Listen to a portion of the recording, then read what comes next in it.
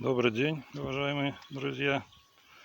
Представляю очередной проект преобразования лодки ПВХ в плавсредство с помощью энергии солнца за счет электрических панелей, аккумулятора и электромотора и парусного оборудования. Два в одном. Парусное оборудование плюс транспортировка. Колеса спереди, колеса сзади позволяет легко перемещать данное плавсредство по суше. Значит, предусмотрено транспортное положение. Это панели, которые сейчас на экране, и шверты в собранном состоянии.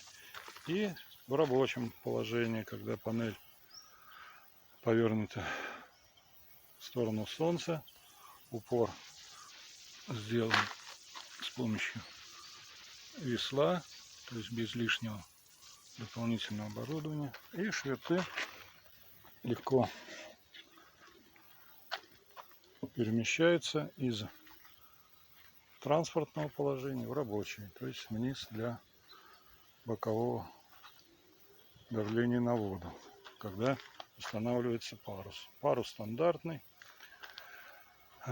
мачта, соответственно. Ну, все парусное оборудование как положено. Здесь румпель типовой. Здесь ничего, никаких изменений нет. Этот вариант старый, просто соединен в единое целое. Значит, аккумулятор тяговый, АГМ 75. Вот видно здесь, как работают панели. В данном случае сейчас одна панель поднята к солнцу. Вот, подключен аккумулятор, и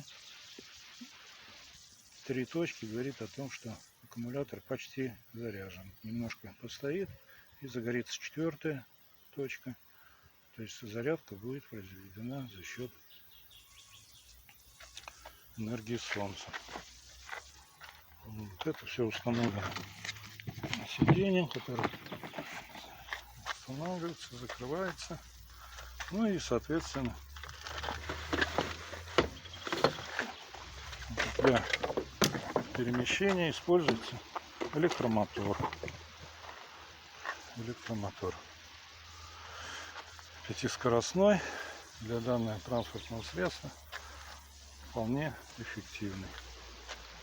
Ну вот, вкратце обзор в транспортном положении. Дальше снимем видео на воде. Спасибо за внимание.